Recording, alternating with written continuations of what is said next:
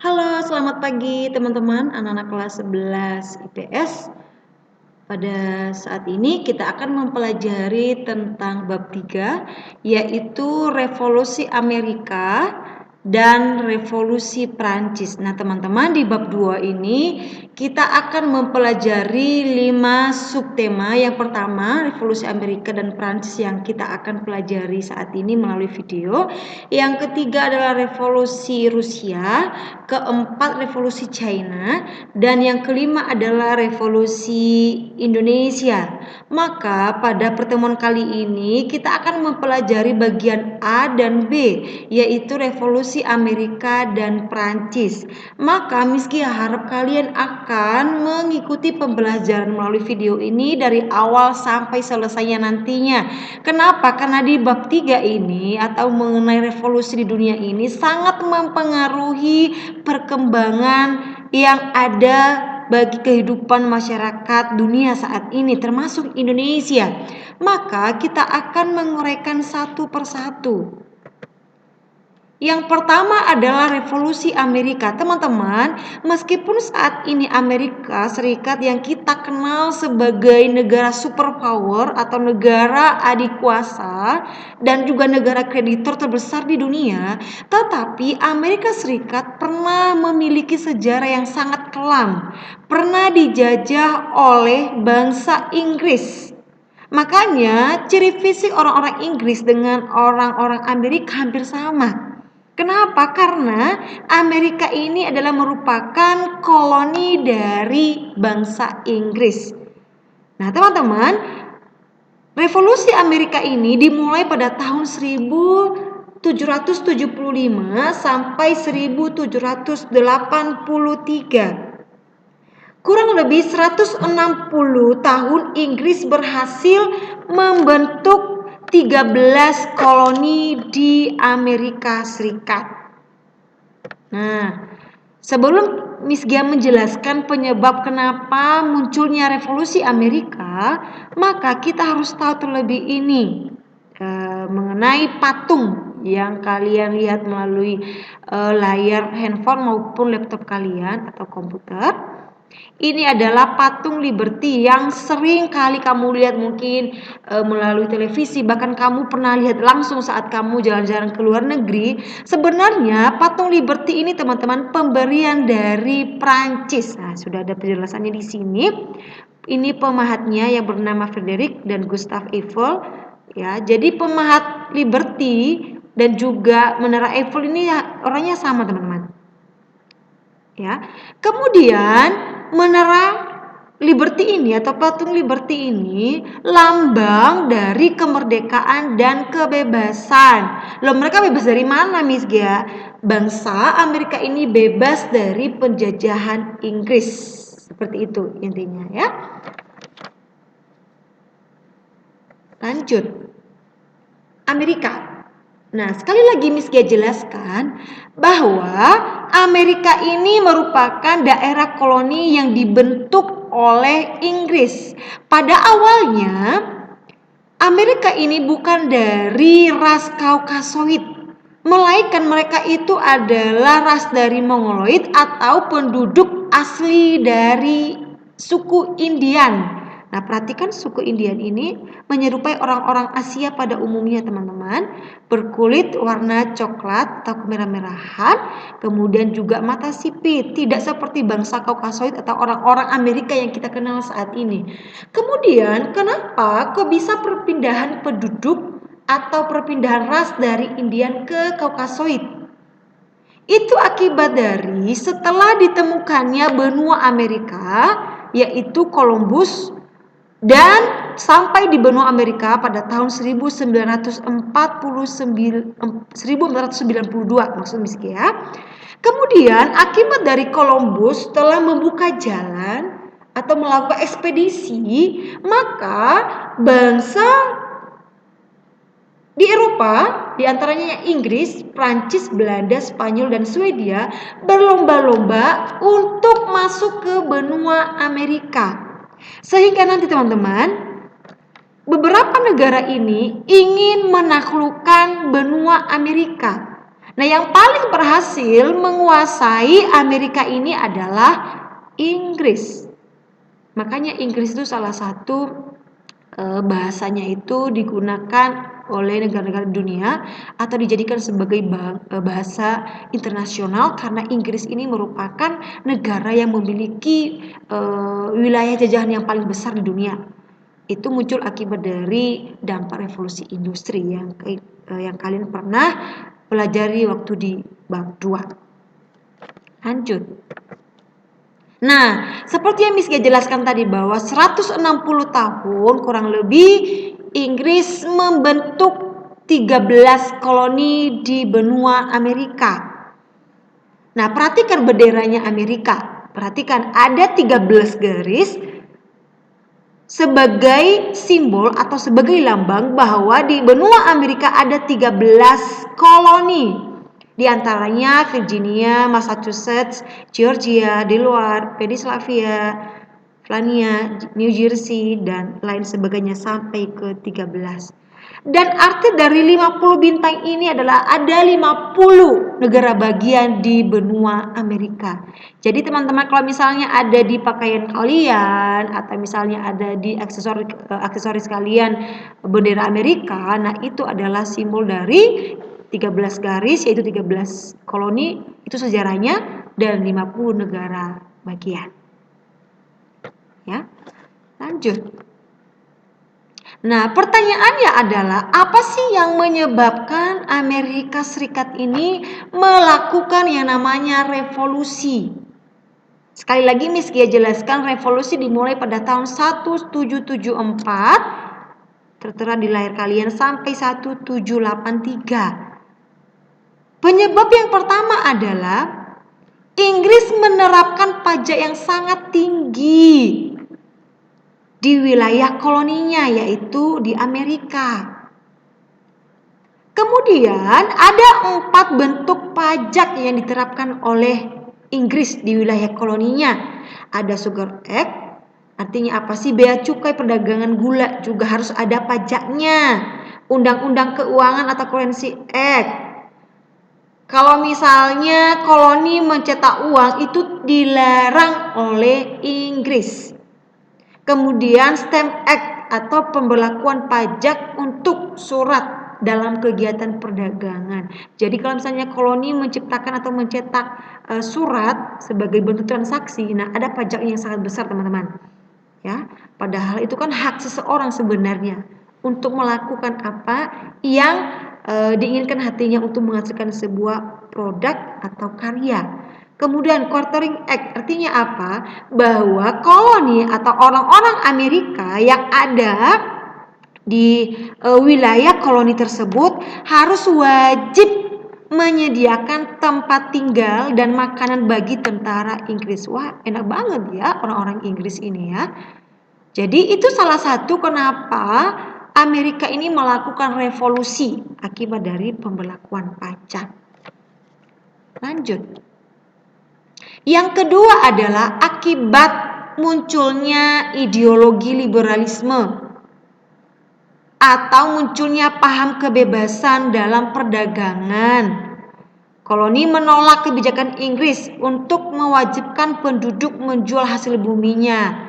Ya, jadi seluruh hasil bumi atau segala hal yang dikerjakan oleh koloni maka mereka wajib menjual ke bangsa yang menjajah yaitu Inggris. Kemudian menolak kewajiban untuk membeli barang-barang industri dari Inggris. Padahal itu hak seseorang ya. Kalau misalnya ada negara tersebut ingin membeli dari produk negara lain, itu kan hak seseorang atau hak suatu negara, hak veto suatu negara. Tetapi dilarang oleh Inggris, di mana koloni harus bahkan wajib membeli barang-barang industri dari Inggris, sehingga bertentangan teman-teman. Kemudian penolakan campur tangan parlemen Inggris di Amerika Serikat. Sudah dijajah, sudah tidak ada hak di parlemen. Kemudian juga Inggris ini menolak ada perwakilan Amerika di parlemen. Nah, itu adalah salah satu hal-hal yang ditentang oleh koloni di wilayah atau di benua Amerika pada masa penjajahan Inggris. Berikutnya yang ketiga, terbitnya pamflet Common Sense atau akal sehat. Jadi masih kan gak sih teman-teman materi tentang Aufklärung? Aufklärung itu adalah abad pencerahan setelah dari Renaissance. Maka salah satu tokoh Aufklärung selain dari tokoh-tokoh yang kalian pernah pelajari minggu lalu, yaitu Thomas Paine, di mana dia memberikan suatu ide gagasan bahwa kemerdekaan itu adalah merupakan hak semua orang. Kemudian menciptakan 42 halaman.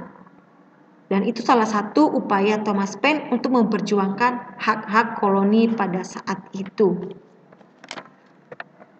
Berikutnya, yang keempat, munculnya peristiwa The Boston Tea Party pada 19 Desember 1773. Nah, penyebab munculnya The Boston Tea Party adalah akibat penerapan pajak yang dilakukan Inggris terhadap wilayah koloninya.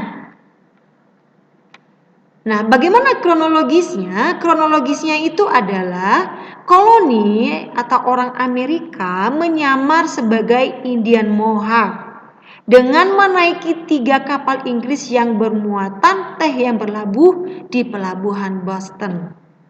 Kemudian isi dari kapal tersebut yaitu berupa teh.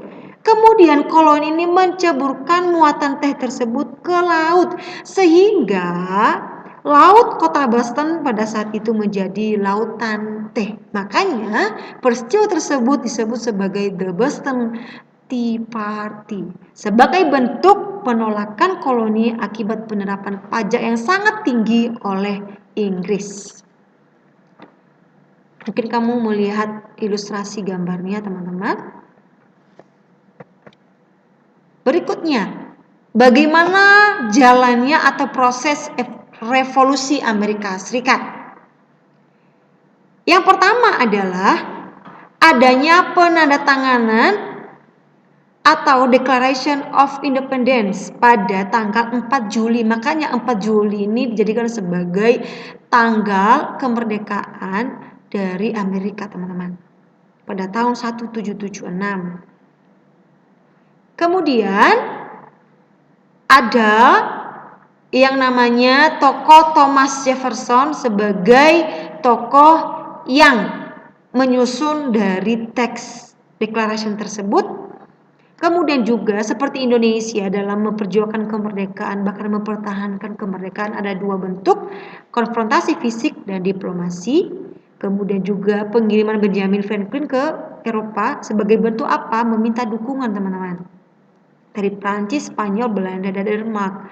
Nah, pertanyaannya loh Miss Gia, kenapa sih Amerika ini meminta bantuan dari Prancis, Spanyol, Belanda, dan Denmark? Karena Inggris juga pada saat itu sedang berkonfrontasi dengan keempat negara tersebut yang barusan Miss Gia jelaskan. Ya, kemudian Prancis memberikan bantuan kepada Amerika Serikat yang dipimpin oleh Lafayette berupa persenjataan dan juga pasukan tentara, sehingga pada tahun 1783 Inggris mengalami kekalahan sekaligus mengakui kedaulatan Amerika Serikat. Jadi intinya anak-anakku sekalian, duluan merdeka baru berdaulat. Kenapa? Karena sudah merdeka belum tentu berdaulat. Berdaulat itu artinya apa sih? Secara hak veto dan juga secara de jure dan juga de facto, maka negara tersebut memiliki pemerintahan secara independen tanpa intervensi dari negara lain. Sehingga perjanjian perdamaian antara Inggris dan Amerika Serikat tertuang pada perjanjian Versailles. Nah, ini adalah tokoh-tokoh revolusi Amerika atau bapak kemerdekaan dari Amerika Serikat, Thomas Jefferson dan Benjamin Franklin juga, tokoh-tokoh yang sangat berpengaruh. Sehingga setelah berakhirnya revolusi Amerika, maka presiden pertama dipilih secara demokrasi, teman-teman. Nah, presiden pertama melalui demokrasi itu adalah George Washington. Ya. Nah, sekarang pertanyaannya loh, Miski, apa sih kegunaan atau faedahnya kita mempelajari revolusi Amerika? Anak-anakku sekalian, adanya pemilu saat ini bagi Indonesia, adanya penegakan HAM itu akibat dari revolusi Amerika. Ya, itu salah satu pengaruhnya bagi Indonesia, yaitu tentang berkembangnya sistem demokrasi. Tapi sekali lagi, demokrasi pertama sekali diterapkan di peradaban Yunani kuno, baru berkembang pada masa revolusi Amerika, termasuk juga nanti revolusi Prancis. Pengaruh yang kedua selain dari demokrasi, yang kedua adalah penegakan hak asasi manusia. Sehingga nanti 10 Desember ini dijadikan sebagai Hari HAM sedunia. Tokoh yang memperjuangkan hak asasi manusia adalah Abraham Lincoln. Nah, ada 5 hak-hak manusia: hak untuk merdeka, mencapai kesejahteraan, perlindungan bagi terdakwa, mengeluarkan pendapat, dan juga hak untuk kemerdekaan pers. Jadi itu adalah penjelasan dari Miss Kia tentang revolusi Amerika Serikat yang sangat berpengaruh bagi kehidupan global saat ini, termasuk Indonesia. Nah, salah satu yang Miss Kia kutip dari yang disampaikan oleh Abraham Lincoln atau dari bukunya Abraham Lincoln, yaitu bahwa kebenaran adalah pembuktian terbaik melawan fitnah. Wow, sangat motivasi banget ya teman-teman. Nah, setelah revolusi Amerika, saat ini kita masuk pada bagian B, yaitu revolusi Prancis. Nah, teman-teman, revolusi Prancis ini salah satu motivasi kenapa munculnya revolusi Prancis adalah akibat dari revolusi Amerika Serikat. Nah, revolusi Prancis ini dimulai pada tahun 1789 sampai 1871. Nah, pertanyaannya adalah, kalau tadi yang Amerika itu untuk mengakhiri kekuasaan Inggris di wilayahnya atau untuk ingin membebaskan diri dari penjajahan Inggris, kalau revolusi Prancis teman-teman ingin membebaskan diri dari keabsolutisme raja atau para bangsawan yang terjadi pada masa Raja Louis ke-14, atau lebih tepatnya pada tahun 1643 sampai 1715. Kemudian teman-teman, pada masa 1643 ini yang paling berkuasa atau yang paling dominan, yang paling memiliki jabatan tertinggi yang tanpa dibatasi oleh hukum atau undang-undang adalah raja. Sehingga raja pada saat itu memiliki semboyan l'État c'est moi, artinya negara adalah saya. Nah, inilah salah satu raja yang sangat terkenal pada masa revolusi Prancis itu adalah Raja Louis ke-14. Maka tujuan dari revolusi Perancis ini adalah ingin mengakhiri kekuasaan raja yang absolut, yang melakukan kehendak semena-mena atau sewenang-wenang terhadap masyarakat Prancis pada saat itu. Maka perhatikan ciri-ciri negara yang absolut. Yang pertama, raja dianggap sebagai wakil Tuhan. Raja Louis bergelar sebagai Raja Matahari. Pemerintah berjalan tanpa undang-undang, tidak ada pengadilan, bahkan kepastian hukum, tanpa pengawasan parlemen. Rakyat tunduk kepada kekuasaan raja, dan raja hidup dalam kemewahan.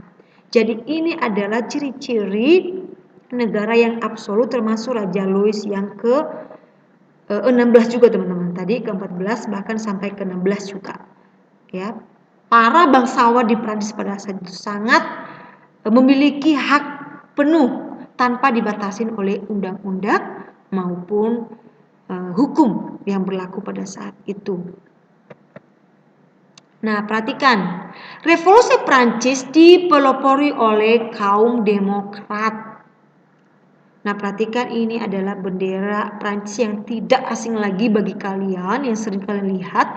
Dan anak-anakku sekalian, mungkin kamu pernah bertanya, kenapa sih benderanya warna biru, putih, dan merah? Memiliki arti tersendiri, teman-teman. Itu muncul akibat dari semboyan revolusi Prancis, yaitu liberté, égalité, dan fraternité. Artinya liberté ini adalah kebebasan, tidak mau masyarakatnya itu dikekang oleh para bangsawan atau Raja Louis. Egalite itu artinya adalah persamaan atau kesetaraan, merupakan simbol dari warna putih. Kalau liberté tadi simbol dari warna biru, bendera Prancis. Kalau yang merah adalah simbol dari fraternité, artinya adalah persaudaraan.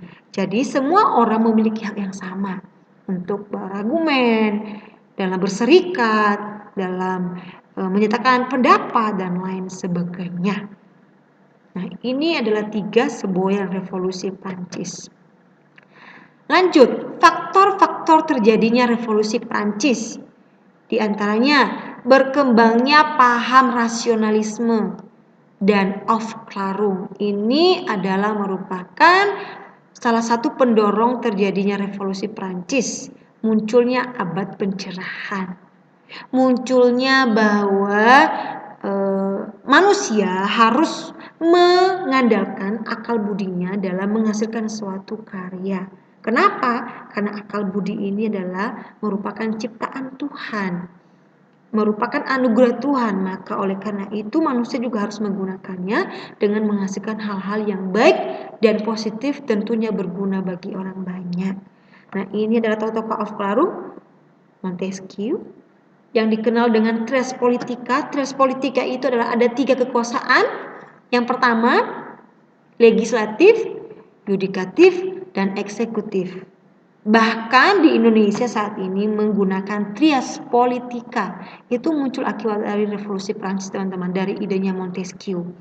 Voltaire merupakan tokoh yang berani mengkritisi pemerintah. Makanya kalau Indonesia pemerintahnya tidak mendukung atau tidak pro dengan rakyat, maka ada hal-hal yang muncul atau gerakan dari rakyat Indonesia, misalnya demonstrasi atau munculnya pamflet dan lain sebagainya sebagai bentuk kritik terhadap kebijakan pemerintah. Kemudian juga ada Jean-Jacques Rousseau, penggagas pelaksanaan kedaulatan dan persamaan rakyat, atau dikenal juga sebagai tokoh demokrasi modern. Lanjut, teman-teman. Maksud ini adalah pengaruh revolusi Prancis ya, bukan Amerika ya. Jadi nanti coba kamu perbaiki. Pengaruh revolusi Prancis bagi kehidupan saat ini. Kalau di Amerika tadi adalah mengenal paham-paham baru di Amerika tentang demokrasi dan kebebasan. Ya. Oh, sorry, Miss Geralat. Tadi penyebab revolusi Prancis adalah akibat dari munculnya paham-paham rasionalisme dan Aufklärung. Yang kedua adalah pengaruh revolusi Amerika. Sorry, Miss Geralat ya tadi. Akibat dari revolusi Amerika ini memicu munculnya revolusi Prancis. Kenapa? Karena Amerika ini sebagai pelopor adanya revolusi di dunia, teman-teman. Kemudian juga pemerintahan yang buruk, di mana raja bertindak sewenang-wenang dan gaya hidup istana yang gemerlap dan mewah. Kemudian ketidakadilan dalam sistem feodalisme. Ya. Yang memiliki hak istimewa adalah para bangsawan. Keuangan negara mengalami defisit. Pertanyaannya adalah kenapa Miss Gia mengalami defisit? Karena pajak yang telah dikumpulkan oleh rakyat Prancis disalahgunakan oleh para raja atau Raja Louis demi kepentingan pribadinya, misalnya berfoya-foya, menghamburkan kas negara Prancis, sehingga itu semua memicu munculnya revolusi Prancis. Jadi penyebabnya adalah ada 5. Ya, yang pertama tadi rasionalisme, pengaruh revolusi Amerika, pemerintahan yang buruk, ketidakadilan dalam feodalisme, dan keuangan negara mengalami defisit. Nah, sekarang adalah bagaimana sih proses berlangsungnya revolusi Prancis. Yang pertama itu adalah penyerbuan penjara Bastille. Penjara Bastille ini anakku sekalian merupakan simbol absolutisme raja. Kemudian ini adalah penyebab kenapa rakyat menyerbu penjara Bastille. Ya, bisa kamu baca sendiri. Kemudian rakyat membentuk Dewan Konstituante. Berikutnya, Dewan Konstituante mengumumkan hak asasi manusia dan warga. Dan 14 Juli Undang-Undang Dasar Prancis disahkan. Tujuannya apa? Untuk membatasi kekuasaan para bangsawan. Ya. Nah, ini adalah situasi pada saat itu, pada saat terjadinya penyerangan di penjara Bastille untuk mengambil senjata yang ada di penjara Bastille. Kemudian teman-teman, ending dari kisah hidup Raja Louis ke-14 ini adalah Raja Louis ke-14 dan istrinya yang bernama Marie dihukum mati dengan cara dipenggal dengan menggunakan guillotine. Ya, kenapa? Karena mereka memperlakukan hal-hal yang tidak patutnya mereka lakukan sebagai para pemimpin Prancis pada saat itu. Akibatnya mereka dihukum oleh rakyatnya sendiri. Pertanyaannya adalah, apa sih dampak dari revolusi Prancis pada masa kini? Yang pertama, penghapusan feodalisme menjadi republikanisme termasuk Indonesia. Indonesia pernah menjadi salah satu wilayah yang menerapkan sistem kekerajaan atau feodalisme atau monarki. Tetapi akibat dari penjajahan bangsa Barat juga Jepang, maka sesuai dengan keputusan para pemimpin bangsa Indonesia menerapkan republikanisme sebagai dampak dari revolusi Prancis, teman-teman.